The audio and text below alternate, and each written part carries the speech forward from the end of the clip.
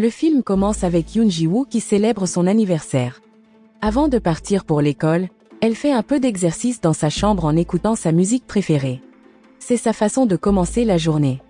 Sur le chemin de l'école, elle est arrêtée par un policier qui lui pose des questions sur son père. Son père est connu pour être impliqué dans des activités illégales, comme la vente de drogue, et la police veut des informations de sa part. Ji-woo se sent mal à l'aise mais garde le silence. À l'école, la vie est difficile pour Ji-woo. Ses camarades de classe la traitent mal à cause des actions de son père. Il griffonne des mots méchants sur son bureau, la faisant se sentir blessée et seule. Les choses empirent lorsque le directeur la convoque dans son bureau. Le directeur explique que de nombreux parents ne veulent pas que leurs enfants étudient avec Ji-woo à cause de son père, et elle est informée qu'elle pourrait devoir quitter l'école. Quand Ji-woo retourne en classe, elle trouve des déchets déversés sur son bureau. C'en est trop pour elle. En colère et à bout de patience, elle riposte, s'engageant dans une grosse dispute avec ses camarades. Ensuite, elle remet une note à l'un de ses professeurs et quitte l'école en furie. Lorsque Ji-woo arrive devant chez elle, elle voit une voiture de police qui l'attend. En colère et bouleversée, elle frappe la voiture, ce qui pousse les policiers à la poursuivre. À ce moment-là, Ji-woo court aussi vite qu'elle peut et se dirige vers la plage pour s'échapper. Une fois sur place, elle s'assoit près de l'eau, pensant à son père. Elle se souvient à quel point il l'aimait quand elle était petite. Il l'a élevée avec soin, et il était difficile pour elle de croire qu'il était un criminel. Plus tard dans la soirée, Ji-woo rentre chez elle. Le même policier l'attend toujours dehors, mais elle s'en moque. Elle passe devant lui et entre directement dans la maison. Pendant ce temps, son père, Yoon Dong-gun, essaie de l'appeler depuis une cabine téléphonique. Au début, Ji-woo ne veut pas répondre, mais finalement, elle décroche. Son père lui souhaite un joyeux anniversaire et lui demande comment elle va. Mais Ji-woo est très en colère. Elle dit à son père qu'elle déteste vivre comme ça et l'accuse d'être responsable de toute la douleur dans sa vie. Son père, se sentant coupable, lui promet qu'il arrangera tout bientôt. Cependant, Ji-woo est trop blessée pour le croire. Elle lui dit qu'elle ne veut plus attendre et va même jusqu'à dire qu'elle le considère comme mort. Dans sa voiture, Dong-gun allume son vieux téléphone, qu'il n'a pas utilisé depuis longtemps. Il voit un message de Ji-woo où elle partage à quel point elle est malheureuse. En voyant cela, il se sent déterminé à rentrer chez lui pour la voir, quoi qu'il en coûte. Quand Dong-gun arrive à la maison, il se bat avec le policier qui garde la porte, l'assommant. Il se précipite à l'intérieur, essayant de déverrouiller la porte. Le bruit réveille Ji-woo, qui se dépêche d'aller à la porte pour voir ce qui se passe. En regardant par le Judas, Ji-woo voit son père dehors. Il a été touché par une balle, et un homme mystérieux s'éloigne. Paniquée, elle essaie d'ouvrir la porte, mais elle ne bouge pas.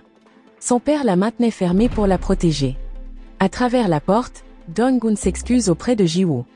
Il dit qu'il est désolé d'avoir rendu sa vie si difficile. Puis, il s'effondre et meurt. Ji-woo parvient enfin à ouvrir la porte et trouve son père allongé là, couvert de sang. Elle le serre fort dans ses bras et pleure, le cœur brisé. Le lendemain, des hommes en costume noir se présentent à la maison funéraire. À leur tête se trouve Choi Moo-jin, le chef du plus grand gang de la ville et le meilleur ami de son père. Moo-jin et ses hommes viennent lui rendre hommage. Avant de partir, Ji-woo lui demande qui a tué son père, mais il répond seulement que Dong-gun était son ami le plus fidèle. Avant que le corps de son père ne soit incinéré, Ji-woo le regarde une dernière fois. Elle pense à tous les moments heureux qu'ils ont partagés. Elle ne comprend pas pourquoi son père a fini dans une vie aussi dangereuse. Après cela, Ji-woo se rend au poste de police pour s'informer sur l'enquête concernant le meurtre de son père. Mais à sa grande surprise, la police lui dit que l'affaire est classée car il n'y a ni témoin ni preuve. En colère, Ji-woo leur montre des images de vidéosurveillance de la scène du crime.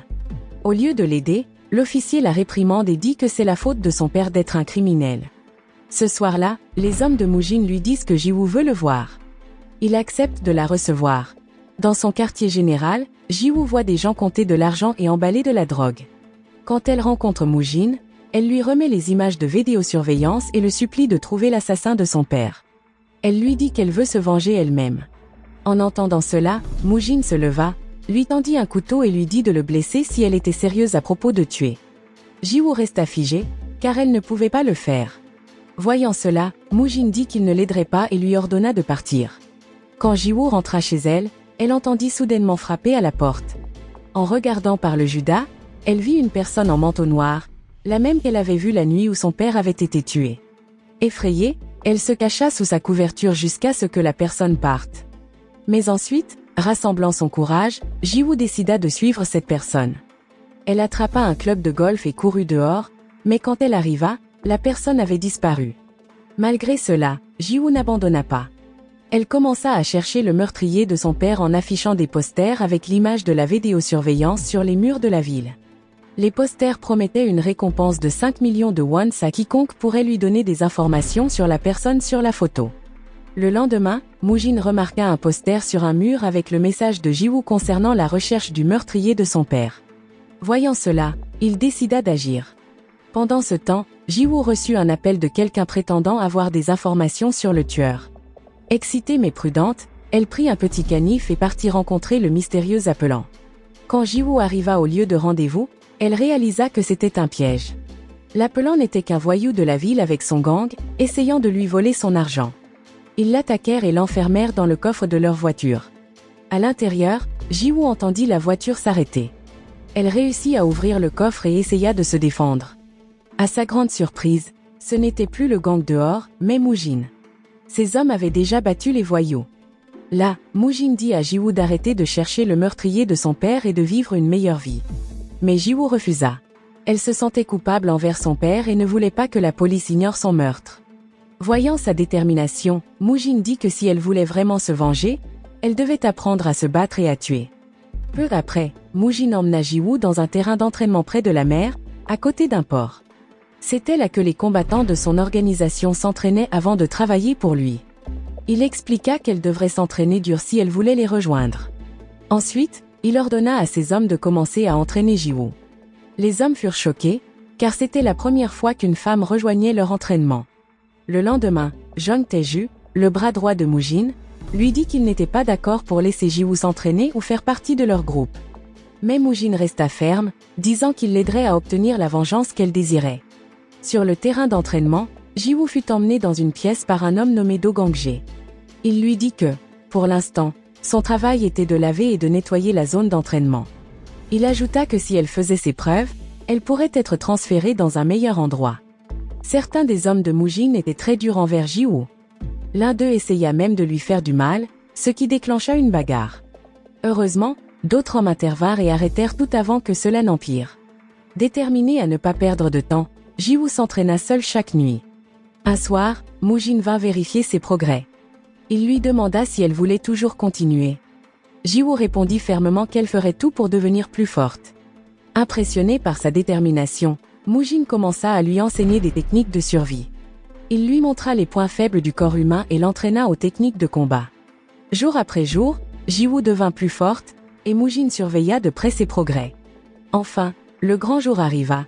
Une compétition pour trouver le membre le plus fort du gang. Le gagnant aurait la chance de travailler directement pour Moo-jin et d'être transféré à un meilleur poste.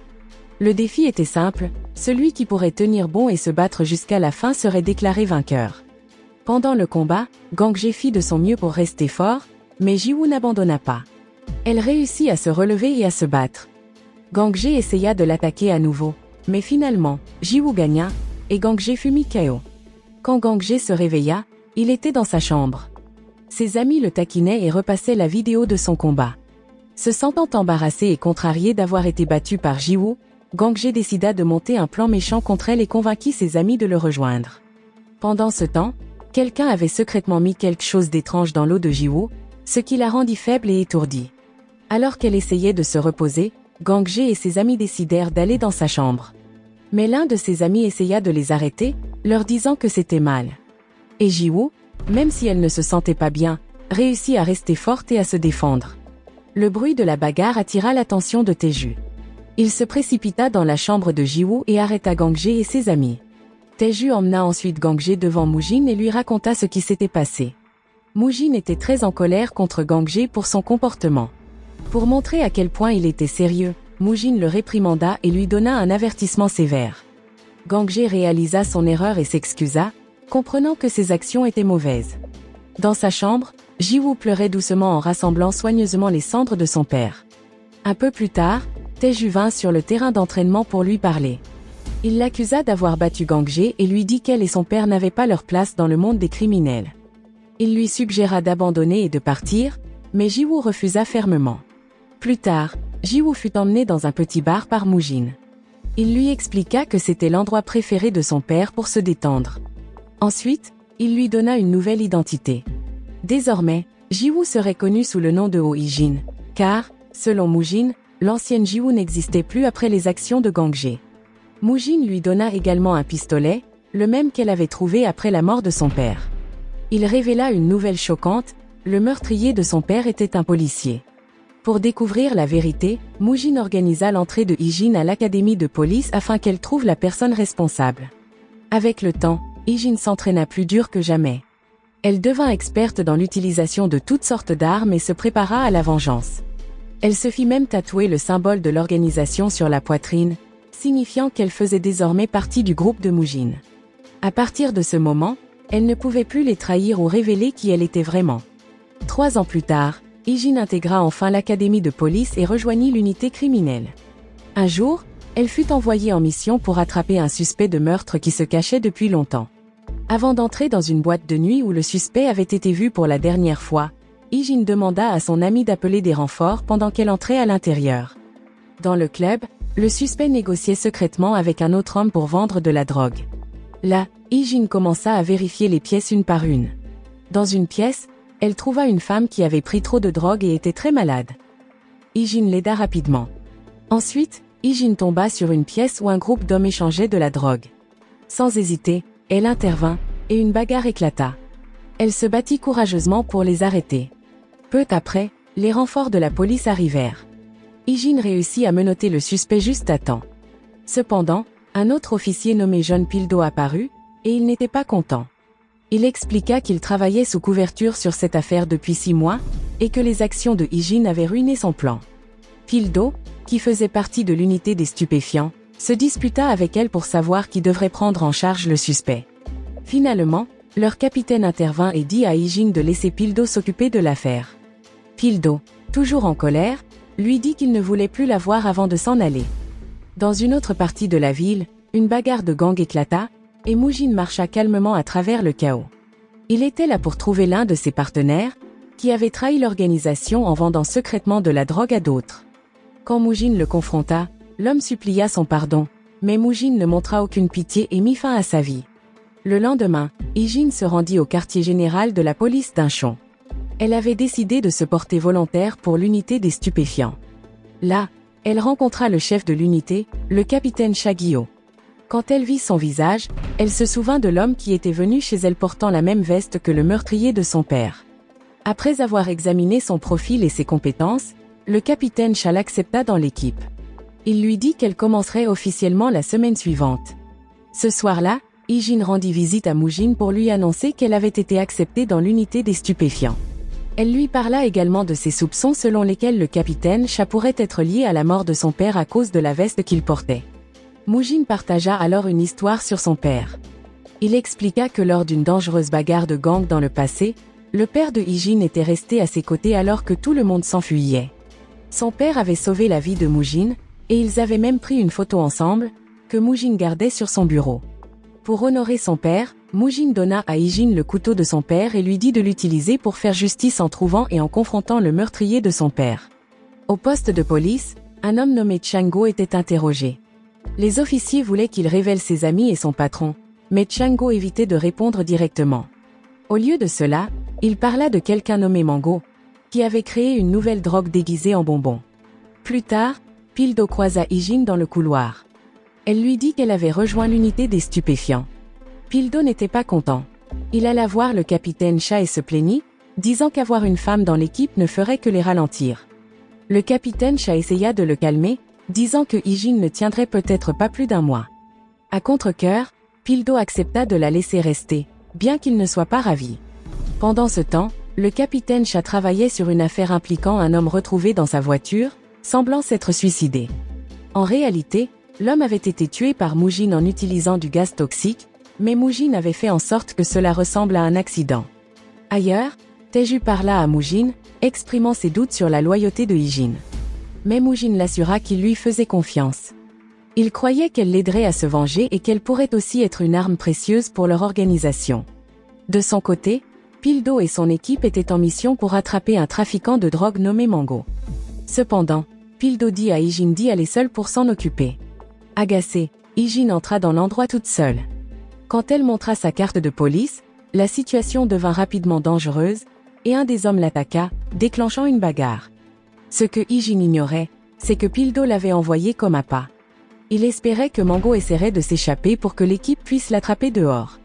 Mais quand Mango ne sortit pas, Pildo décida d'aller vérifier ce qui se passait. Quand Pildo entra, il fut choqué de voir des gangsters inconscients étalés par terre. En avançant, il trouva Ijin tenant calmement Mango en garde à vue. Pildo n'en revenait pas qu'elle ait réussi à capturer Mango et à vaincre ses hommes toute seule. Alors qu'ils arrêtaient Mango, il demanda à voir un mandat d'arrêt. Pildo se contenta de rire en réponse. Ensemble, Pildo et Ijin commencèrent à fouiller l'endroit pour trouver de la drogue. Ils cherchèrent partout mais ne trouvèrent rien, jusqu'à ce que Ijin remarque que le barman agissait nerveusement. Méfiante, elle vérifia les bouteilles de vin derrière le bar et découvrit de la drogue cachée dans l'une d'elles. Avec les preuves en main, Mango fut arrêté pour possession de drogue illégale. Sur le chemin du retour, Pildo semblait inquiet pour Ijin. Il la réprimanda pour ne pas avoir porté de gilet de sécurité, disant qu'il ne voulait pas qu'elle se blesse. Il se souciait de sa sécurité, même s'il ne le montrait pas gentiment. De retour au bureau, Mango fut interrogé. Il révéla que sa drogue était d'un nouveau type qui n'avait pas encore été distribué. Il mentionna également que la personne derrière tout cela était Gang G. Il y a 5 ans, Gang G avait failli battre Jiwoo dans un combat, mais il avait perdu. Ensuite, Mujin l'avait puni en lui marquant le visage avec une épée. Furieux et humilié, Gang G avait quitté le groupe de Mujin et avait commencé à fabriquer sa propre drogue. Sa drogue était spéciale car elle ne pouvait pas être détectée par les tests, ce qui la rendait populaire auprès des acheteurs. Ijin, apprenant cela, informa secrètement Mujin. Cette nuit-là, Ijin accéda à la base de données de la police. Elle l'utilisa pour chercher des preuves liées au meurtre de son père. Cependant, le tueur portait un casque intégral, ce qui rendait son identification difficile. Elle découvrit que le capitaine Cha avait été chargé d'arrêter un trafiquant de drogue le jour même où son père était mort. Elle ne pouvait toujours pas confirmer si ce trafiquant était son père. Pendant ce temps, Mujin demanda à Taeju d'enquêter sur l'identité de la personne fabriquant cette nouvelle drogue. Au même moment, Mujin et sa secrétaire, Kan Suyeon, rencontrèrent un groupe de Yakuza pour négocier un accord de vente de drogue. Le lendemain, Ijin et l'équipe furent informés qu'ils avaient une mission importante, attraper un trafiquant de drogue qui se cachait depuis des années. Avant de partir, tout le monde devait remettre son téléphone pour s'assurer que personne ne divulguerait d'informations. Quand la cible fut révélée, Ijin fut choqué. Ils allaient après Choi Mujin, un trafiquant de drogue qui contrôlait presque toute la distribution de drogue en Corée du Sud. À ce moment-là, Ijin se sentit nerveuse et incertaine de ce qu'elle devait faire. L'équipe se dirigea vers le laboratoire secret de Mujin, caché sur un bateau. La police avait soigneusement planifié cette mission pour s'assurer que Mujin ne puisse pas s'échapper. En même temps, le capitaine Cha resta sur le bateau, surveillant l'opération à travers une caméra que Pildo portait. Une fois tout prêt, l'équipe commença sa mission. Ijin vit Mujin mais ne put pas l'avertir car Pildo était toujours à proximité, la surveillant. Soudain, quelqu'un attaqua Pildo et brisa sa caméra, mais Pildo réussit à riposter et à vaincre l'attaquant. Pildo découvrit bientôt l'emplacement de Mujin et se rendit au laboratoire pour l'arrêter. Juste au moment où il s'apprêtait à agir, l'électricité s'éteignit, et un grand incendie éclata sur le bateau. Le chaos ruina leur mission. Toutes les preuves dans le laboratoire furent détruites dans l'incendie, et avec la caméra de Pildo cassée, ils n'avaient aucune preuve de ce qui s'était passé ou de leur rencontre avec Mujin. La mission était un échec. Soudain, Ijin cria, faisant semblant d'avoir trouvé une arme qu'elle prétendait appartenir au tireur. En réalité, c'était l'arme du meurtrier de son père, celle qu'elle avait secrètement gardée. Elle voulait voir la réaction du capitaine Cha quand il la verrait. Pendant ce temps, de retour à son quartier général, Mujin était furieux. Il était contrarié que personne ne l'ait prévenu de la mission de la police.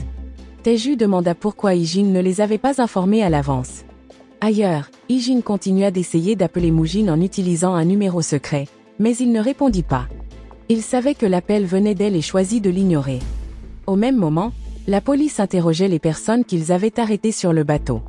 Malheureusement, aucun d'eux ne parla, car ils avaient trop peur pour leur vie.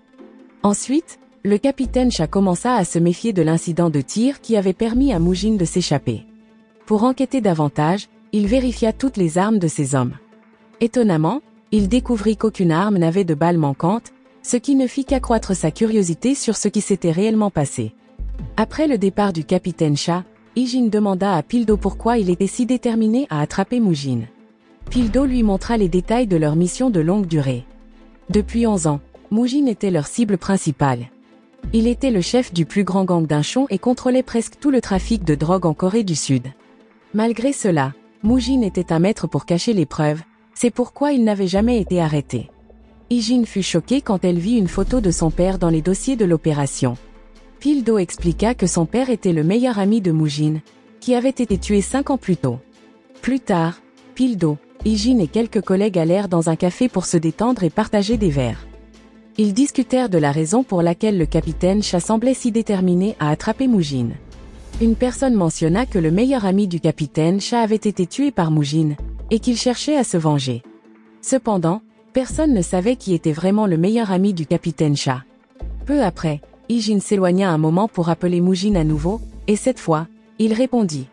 Elle s'excusa de ne pas l'avoir prévenu plus tôt, expliquant que la mission avait été planifiée très soudainement. Elle lui dit également qu'il y avait 3 caméras cachées installées dans son hôtel. Cette nouvelle choqua Moujine, car cela signifiait qu'il y avait peut-être un traître près de lui. Chez lui, le capitaine Cha parcourait de vieux documents. Étrangement, il gardait une photo du père de Ijin, qui semblait importante pour lui. Pendant ce temps, Moujine était occupé à retirer toutes les caméras cachées de la police de son hôtel. Quand la police l'apprit, elle en informa le capitaine Cha, ce qui le rendit encore plus méfiant quant à la possibilité qu'un traître se trouve dans son équipe. Ailleurs, Gang Ge fut vu en train de boire beaucoup et de célébrer. Il était excité car il était sur le point de mettre en œuvre un plan qu'il préparait depuis 5 ans. Peu après, Gang Ge et ses hommes attaquèrent violemment la zone d'entraînement de Dongjun, attaquant tout le monde sur place. Il réussit à capturer Taeju mais décida de ne pas le tuer. Au même moment, le capitaine Cha et son équipe reçurent un appel concernant l'attaque et se précipitèrent vers la zone de Dongjun. Cependant, quand ils arrivèrent, il était trop tard. L'endroit était en chaos. Taeju, gravement blessé, refusa de donner des informations sur ce qui s'était passé. Au milieu de la zone d'entraînement, il y avait un message effrayant écrit avec du sang. « Je suis de retour ». Pildo rapporta plus tard au capitaine Cha qu'au moins 4 personnes avaient été tuées et que beaucoup d'autres étaient blessées. La scène était dévastatrice, et l'équipe réalisa à quel point la situation était devenue grave. Ailleurs, Moujine était furieux quand il apprit que sa zone d'entraînement avait été attaquée. Cependant, la secrétaire Cam lui rappela de rester calme, car l'endroit n'était pas officiellement lié à lui, et s'impliquer pourrait être risqué. Dans la zone d'entraînement, la police continua son enquête. Ils découvrirent des preuves d'un nouveau type de drogue et cherchèrent des témoins dans la zone. Malheureusement, personne, pas même les victimes, n'osa parler. Pendant qu'ils étaient là, Pildo dit à Ijin que l'attaque avait dû être horrible et lui promit de la protéger s'il faisait face à quelque chose de similaire. Le lendemain, un enterrement fut organisé pour les victimes. Ijin y assista mais porta un casque pour éviter d'être reconnue. En sortant, elle tomba sur le capitaine Cha et Pildo. De manière inattendue, le capitaine Cha rencontra également Moujine à la maison funéraire. Les deux échangèrent des mots tendus, montrant leur rancune profonde. Le capitaine Cha dit fermement à Moujine qu'il le ferait tomber bientôt, car il en avait assez de le voir échapper à la justice. Moujine rit, se moquant du capitaine Cha, et dit qu'il ne serait jamais attrapé. Le jour suivant, un membre de l'unité des stupéfiants, Nadesu, découvrit l'identité de la personne qui avait attaqué le centre d'entraînement de Dongjun. C'était Gang Ge.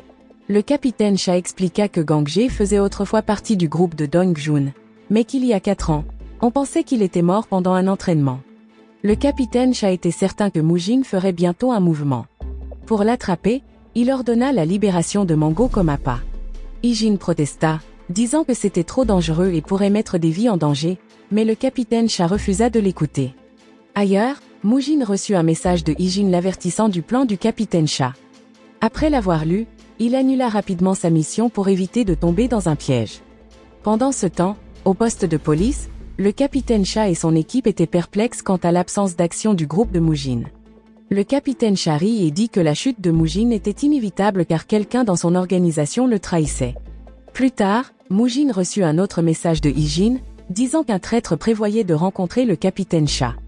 Au même moment, Taeju trouva une lettre dans sa voiture ainsi qu'un échantillon d'un nouveau type de drogue. La lettre l'invitait à rencontrer l'expéditeur, prétendant qu'il savait où Gang-jae se cachait. Sans hésiter, Taeju décida d'y aller. Pendant ce temps, Hee-jin, portant un casque intégral, monta à un étage supérieur pour espionner et découvrir qui était le traître. Mais à sa grande surprise, elle tomba sur Pil-do, qui l'attaqua. C'est alors qu'elle réalisa que tout était un piège tendu par le capitaine Cha et Pil-do. Le capitaine Cha avait utilisé Taeju comme appât pour démasquer le traître dans son équipe. Il soupçonnait Hee-jin car, depuis qu'elle avait rejoint l'équipe, des informations sensibles fuyaient.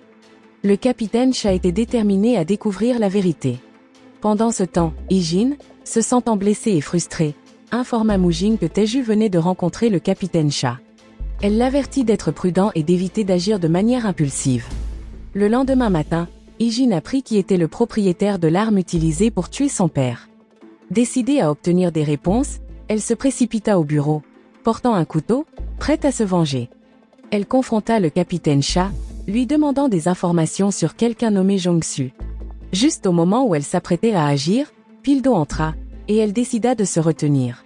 Le capitaine Cha expliqua que Jong-su était son meilleur ami, qui était mort après avoir rejoint son équipe, et affirma que le tueur était Yoon Dong-gun, le père de Hee-jin. Confuse et bouleversée, Hee-jin alla voir Mujin pour lui demander si son père avait déjà tué un policier. Mujin le nia, disant que le capitaine Cha mentait et ferait tout pour les piéger car il était rusé. De retour au bureau, Pil-do invita Hee-jin à boire du soju avec lui ce soir-là. Elle déclina l'invitation, ce qui provoqua des moqueries de ses amis, qui plaisantèrent en disant qu'ils l'aimaient bien mais avaient été rejetés. En réalité, Hee-jin refusa parce qu'elle était concentrée sur la recherche de Gang-jae. Sans qu'elle le sache, Pil-do décida de la suivre. Plus tard, alors que Hee-jin surveillait Mango, Pil-do la surprit en montant dans sa voiture. Il lui demanda pourquoi elle travaillait seule et soupçonna qu'elle avait un agenda caché. Elle expliqua qu'elle était en colère que Mango ait été libéré, alors qu'il avait été pris avec de nouvelles drogues. Ensemble, ils décidèrent de suivre la voiture de Mango, ce qui les mena à une vieille usine abandonnée. À l'intérieur, ils repérèrent Gang-jae en train de rencontrer Mango pour conclure un marché. Mais les choses prirent rapidement un tour dangereux, car tout était un piège tendu par Gang-jae, qui lança une attaque contre eux. Dans un café, Mujin remarqua que les gens autour de lui le surveillaient de près, prêts à l'attaquer. Mais avant qu'ils ne puissent agir, il frappa le premier et les combattit. Pendant ce temps, Hee-jin et Pil-do furent capturés par Gang-jae et ses hommes. Gang-jae, maintenant au courant de la véritable identité de Hee-jin, se moqua d'elle pour avoir rejoint la police. En colère et déterminé, Hee-jin le défia à un combat. De retour au poste de police, le partenaire de Pil-do informa le capitaine Cha qu'il ne parvenait pas à joindre Pil-do. Ils localisèrent rapidement son téléphone pour savoir où il se trouvait. Au même moment, Mujin réussit à repousser Gang-jae, mais sa victoire fut de courte durée lorsqu'il reçut une photo de Gang-jae. La photo montrait Hee-jin, avec un avertissement disant que Gang-jae était sur le point de la tuer. Alarmé, Mujin se précipita sur les lieux sans hésiter. La menace de Gang-jae n'était pas vide de sens, il plaça Hee-jin et Pil-do dans une voiture et commença à abaisser une presse géante en fer vers eux. Juste à temps, Mujin arriva et réussit à les sauver tous les deux. Soudain, le son des sirènes de police remplit l'air. En entendant cela, Mujin s'enfuit de la scène avant de pouvoir être attrapé. Peu après, le capitaine Cha et son équipe arrivèrent. Le capitaine Cha remarqua la voiture de Mujin à proximité, ce qui éveilla ses soupçons. À l'intérieur de la zone, ils trouvèrent Hee-jin et Pil-do, affaiblis mais vivants. Ailleurs, Taeju rencontra Mujin, contrarié par la décision imprudente de Mujin d'agir seul. Taeju exprima sa frustration, mais Mujin le réprimanda à la place. Il compara l'hésitation de Taeju au courage de Hee-jin. Il rappela à Taeju comment Hee-jin avait risqué son déguisement pour l'aider sur le bateau, tandis que Taeju ne faisait que se plaindre. Le lendemain, Pil-do confronta le capitaine Cha, insistant pour qu'ils arrêtent Gang-jae immédiatement. Cependant, le capitaine Cha n'était pas d'accord, disant que Gang-jae pouvait être attrapé à tout moment et affirmant que Hee-jin était celle dont il devait se méfier. Mais Pil-do refusa d'accepter cela, croyant fermement que Hee-jin était digne de confiance. Se sentant déchirée, Pil-do alla voir Hee-jin dans sa chambre de soins. Elle était inconsciente, se remettant de ses blessures. Pil-do ne pouvait pas croire que quelqu'un d'aussi courageux et prêt à se battre pour lui était maintenant mis en doute par le capitaine Cha. Déterminé à clarifier les choses, Pildo et son équipe commencèrent rapidement à chercher des indices sur l'endroit où se trouvait Gang G. En même temps, le gang de Dong Jun était également à la recherche de Gang G, créant une course tendue pour le trouver en premier. Le jour suivant, Pildo et son équipe réussirent enfin à attraper un des hommes de Gang G et obtinrent des informations sur l'endroit où les autres membres pourraient se trouver. Pendant ce temps, le gang de Dong Jun cherchait toujours Gang G, mais sans succès. Taeju rapporta à Mujin qu'il n'avait toujours pas localisé Gang G. Cela rendit Mujin méfiant, se demandant si Taeju l'avait trahi et cachait l'emplacement de Gang G. Cette nuit-là, Hee-jin était toujours inconsciente et fit un cauchemar terrible. Elle vit son père s'éloigner d'elle, refusant de se retourner. Se sentant frustrée, elle essaya de l'appeler, mais ne put pas. Soudain, elle se réveilla, effrayée. Pildo, qui était assis à côté d'elle, la calma et lui dit que tout allait bien. Pour l'aider à se détendre, Pildo partagea la raison pour laquelle il avait décidé de devenir policier. Il expliqua que, des années auparavant, son frère cadet était allé dans un club pour fêter son diplôme. Quelqu'un avait drogué son verre, et comme son frère avait un cœur fragile, il était mort sur place. Pildo ne savait pas qui était responsable, mais depuis, il avait juré d'attraper tous les barons de la drogue. Plus tard, Pildo invita Hee-jin à célébrer sa guérison avec leurs amis policiers. Et Hee-jin, qui était généralement distante et réservée, commença à s'ouvrir et à s'amuser. Mais Taeju, qui les observait secrètement, rapporta ce qu'il avait vu à Mujin. Inquiet que la couverture de Hee-jin soit découverte, Mujin commença à planifier son évasion pour protéger son identité.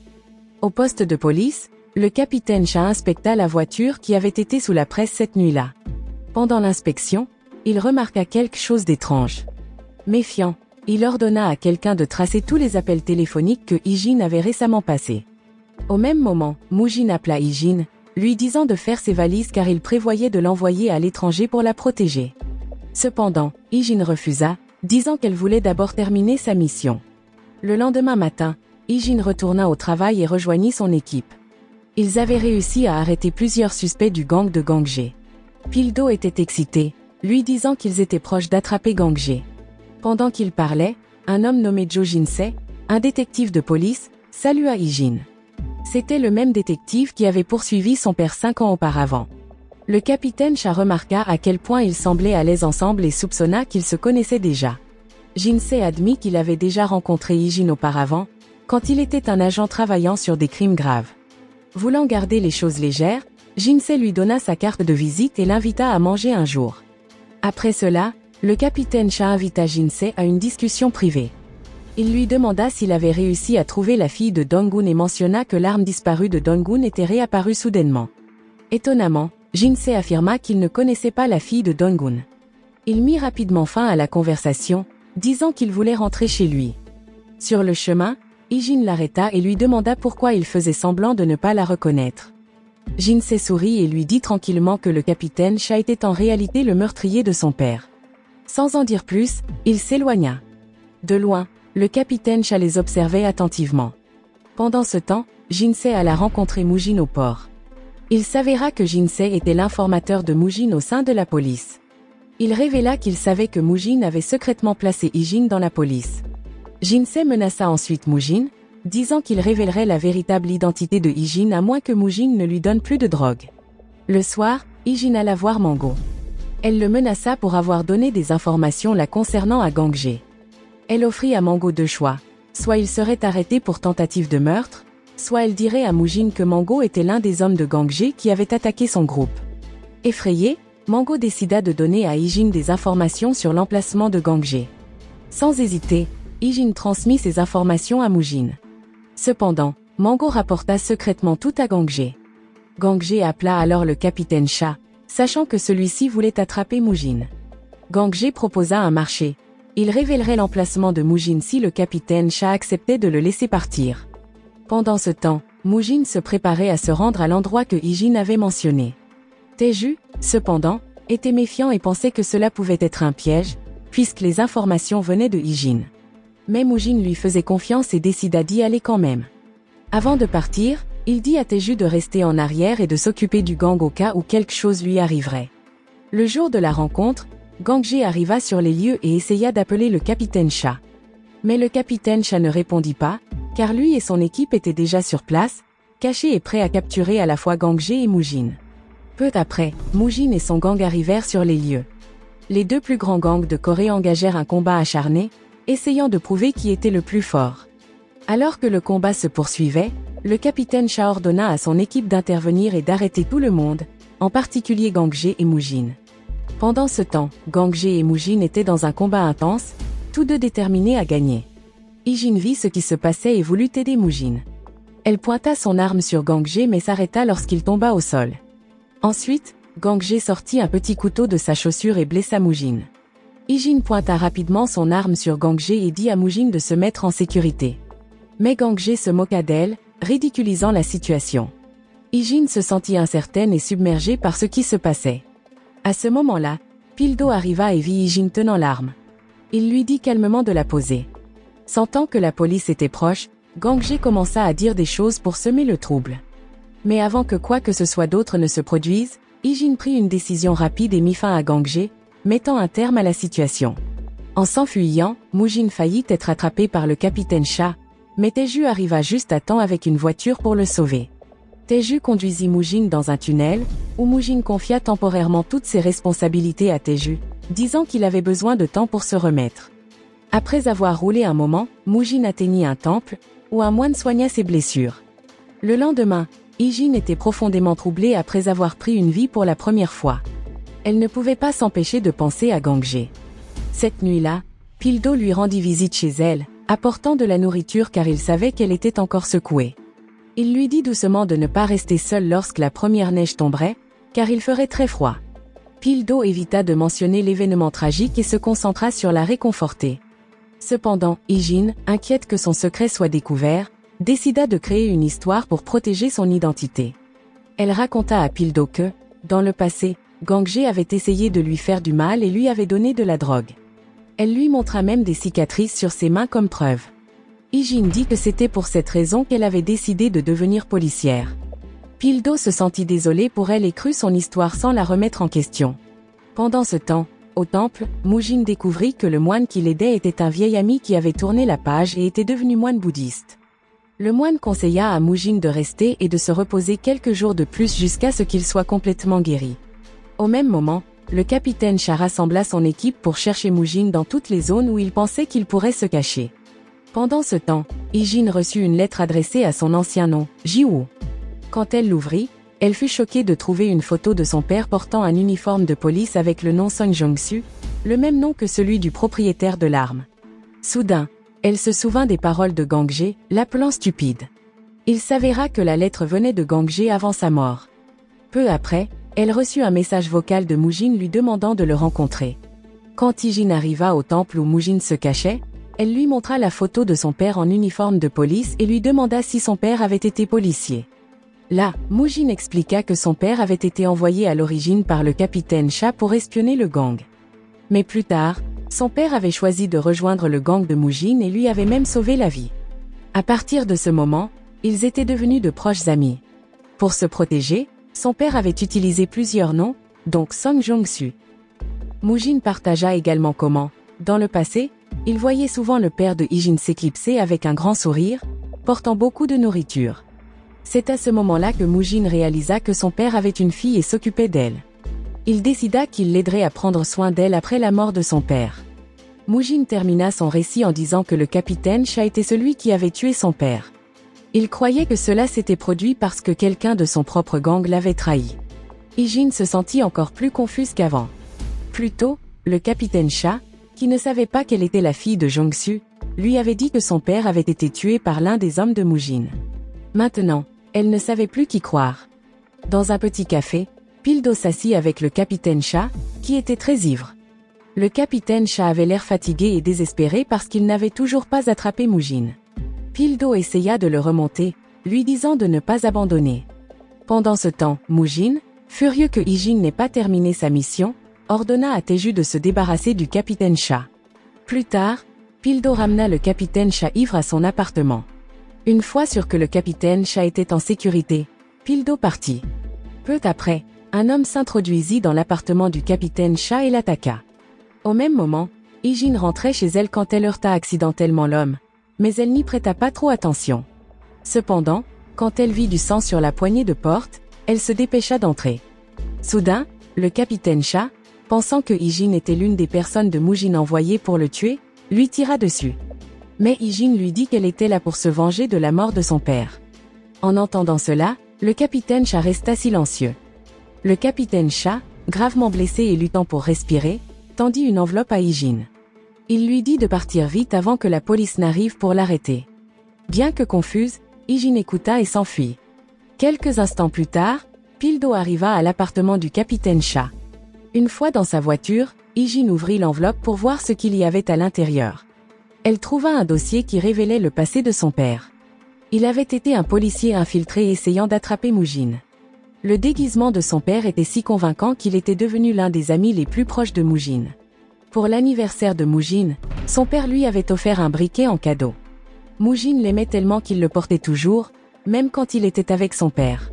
Mais Hee-jin apprit que le briquet contenait un dispositif d'écoute secret. Un jour, Moo-jin trouva un morceau de papier coincé dans la machine à écrire de son père. Le papier révélait la vérité. Son père était un policier qui écrivait des rapports quotidiens sur Moo-jin. Son père avait prétendu aimer écrire des histoires de fiction pour cacher la vérité. Moo-jin se sentit profondément trahi. La personne en qui il avait le plus confiance l'avait trompé depuis le début. Plus tard, Hee-jin ouvrit une autre enveloppe que son père avait préparée au cas où il mourrait. À l'intérieur, il y avait une lettre. Dans la lettre, son père s'excusait de ne pas avoir été un bon père. Il disait qu'il était désolé de ne pas avoir été là pour la voir grandir, partager des moments spéciaux, ou la voir se marier et fonder une famille. Il écrivit que son seul souhait était qu'elle vive une vie heureuse. Alors que Hee-jin lisait la lettre, des larmes coulèrent sur son visage. Elle réalisa que toute sa vie avait été construite sur des mensonges. Le poids de la vérité la rendit si faible qu'elle pouvait à peine tenir debout. À l'hôpital, il s'avéra que le capitaine Cha était toujours en vie. Les médecins pratiquèrent une opération pour le sauver. Pendant ce temps, Hee-jin décida de faire enlever le tatouage sur sa poitrine car elle savait maintenant contre qui elle devait se venger. Après cela, elle se rendit à l'hôpital pour prendre des nouvelles du capitaine Cha. Apprenant la vérité, elle se sentit désolée pour lui. Quand Hee-jin arriva, elle rencontra Pildo. Pildo était sûr que l'attaque contre le capitaine Cha avait un lien avec Moo-jin. Frustré, Pildo promit d'attraper Moo-jin bientôt. Pendant qu'il parlait, un médecin et une infirmière sortirent de la salle d'opération. Heureusement, l'opération du capitaine Cha fut un succès.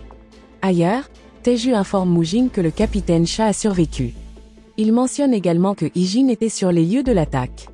En entendant cela, Moo-jin ordonne à Tae-ju de terminer le travail et de tuer le capitaine Cha une fois pour toutes. Il s'avère que Tae-ju était celui qui avait attaqué le capitaine Cha.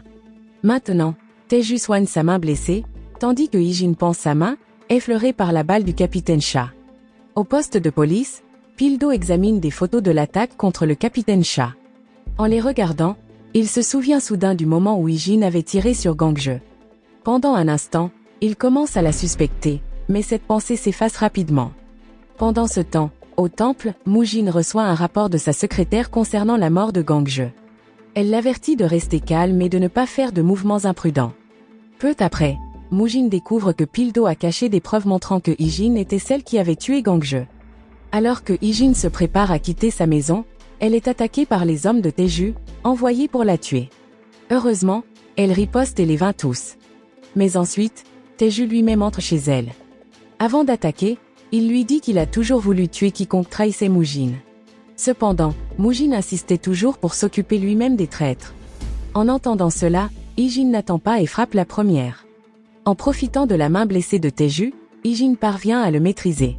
Avant de mourir, Tae-ju lui dit qu'ils ne sont pas si différents, car ils sont tous les deux des meurtriers. Ces mots la secouent, mais elle n'hésite pas et l'achève. Au poste de police, tout le monde est occupé à rassembler des indices et à chercher des preuves. Soudain, Dae-su reçoit un appel d'un médecin qui soignait autrefois les blessés au temple de Chonwang. Sans perdre de temps, ils se rendent au temple. Mais juste au moment où ils s'apprêtent à partir, ils sont choqués quand Moo-jin se présente et se rend. Plus tard, Pildo commence à interroger Moo-jin. Il lui dit que son empreinte digitale a été trouvée sur le couteau utilisé pour poignarder Gang-je, prouvant que Moo-jin est le cerveau derrière l'attaque contre le capitaine Cha. Mais Moo-jin, plein de confiance, dit qu'il sera bientôt libéré et échappera à toutes les accusations. En entendant cela, Hee-jin se précipite au poste de police et fait irruption dans la salle d'interrogatoire. Elle déclare audacieusement à Moo-jin qu'elle fera en sorte qu'il aille en prison en utilisant toutes les preuves qu'ils ont rassemblées. Rempli de colère et de détermination, Hee-jin dit à Moo-jin qu'il n'y a aucun moyen qu'il s'en sorte cette fois. Pendant ce temps, Dae-su vérifie les images de vidéosurveillance et repère une voiture quittant la maison du capitaine Cha. Rapidement, il trace la plaque d'immatriculation de la voiture pour en savoir plus. Au poste, un officier remet à Pil-do un dossier contenant l'historique des appels de Hee-jin provenant du capitaine Cha. Il s'avère que le capitaine Cha avait demandé à l'officier de donner le dossier à Pil-do si quelque chose de grave lui arrivait. Le dossier révèle que Hee-jin avait demandé des preuves à l'un des officiers, prétendant que c'était pour l'enquête. Elle avait même pris le couteau utilisé par Moo-jin lors de l'attaque. Hee-jin dit plus tard à Moo-jin que le couteau a été sécurisé comme preuve. Au même moment, Dae-su et d'autres officiers découvrent que la voiture quittant la maison du capitaine Cha appartient à Hee-jin. Dae-su partage cela avec Pil-do, ainsi que des images de vidéosurveillance montrant Hee-jin quittant les lieux. Après avoir vu les images, Pil-do ordonne son arrestation, mais à ce moment-là, Hee-jin s'est déjà échappé avec le couteau.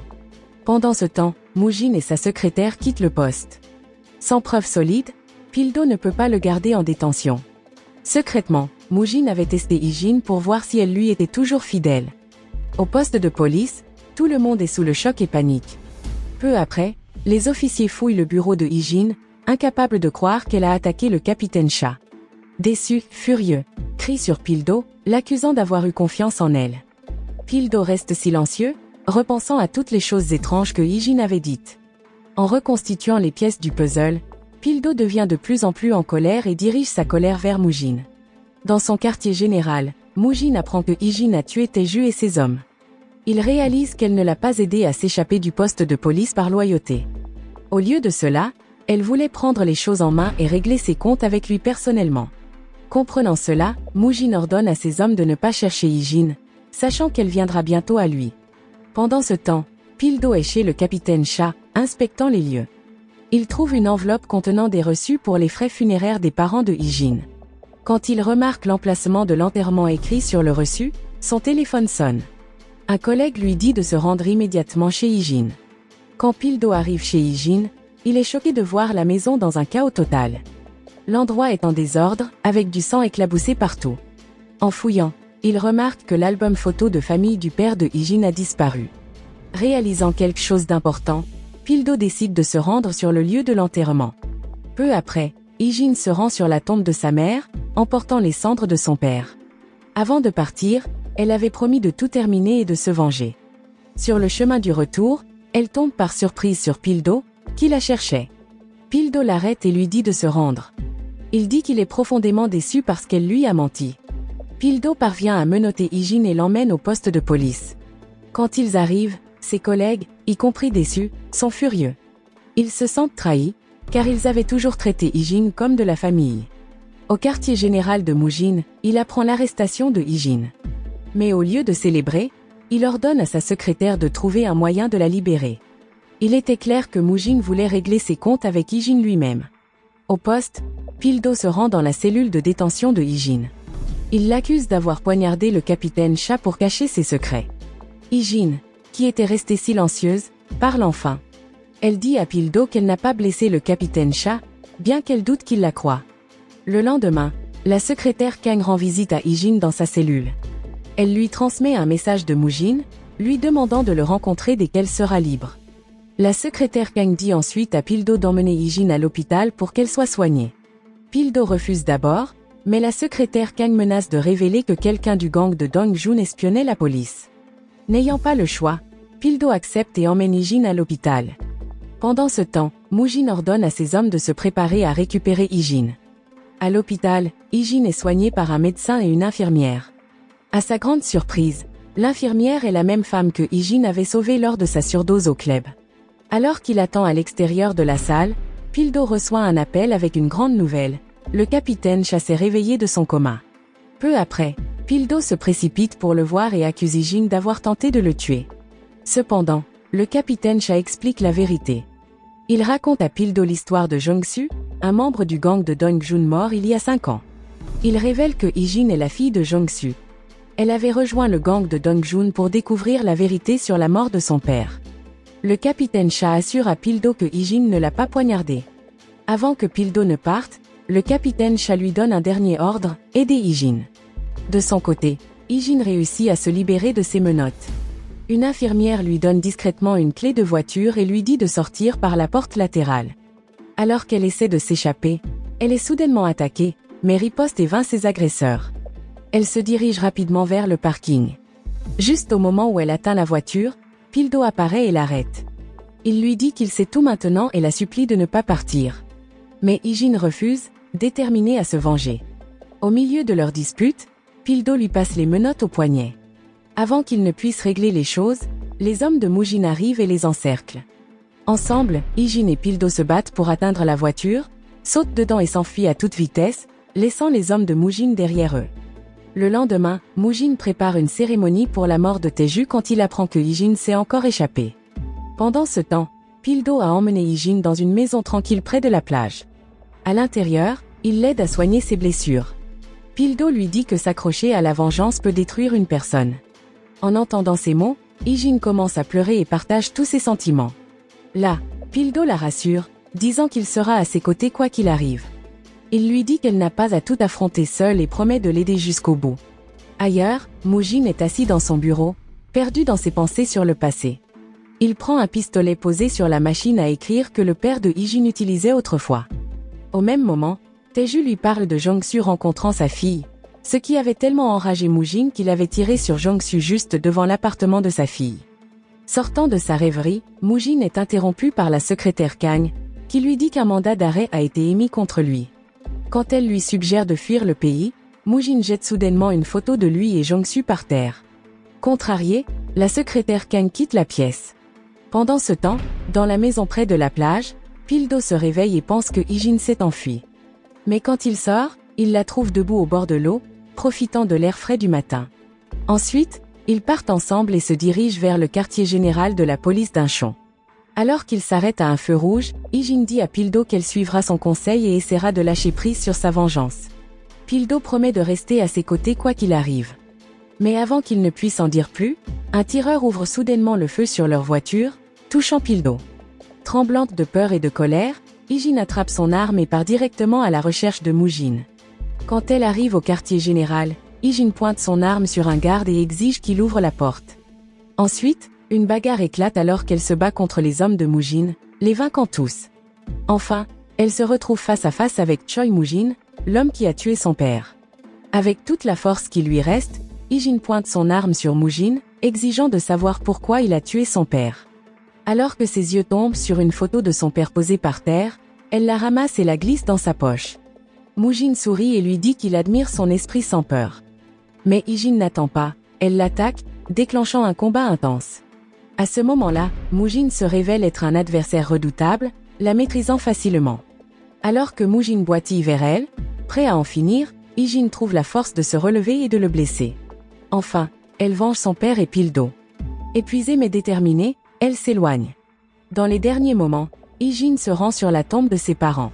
Elle pose doucement une photo d'elle avec son père sur la pierre tombale. Ensuite, elle visite la tombe de Pildo pour lui dire au revoir. Et c'est ainsi que se termine l'histoire. La leçon morale de ce film est de ne jamais faire confiance à un chef de gang pour jouer le rôle de parent, car cela pourrait mener à un changement de carrière et à trop de plans de vengeance à gérer.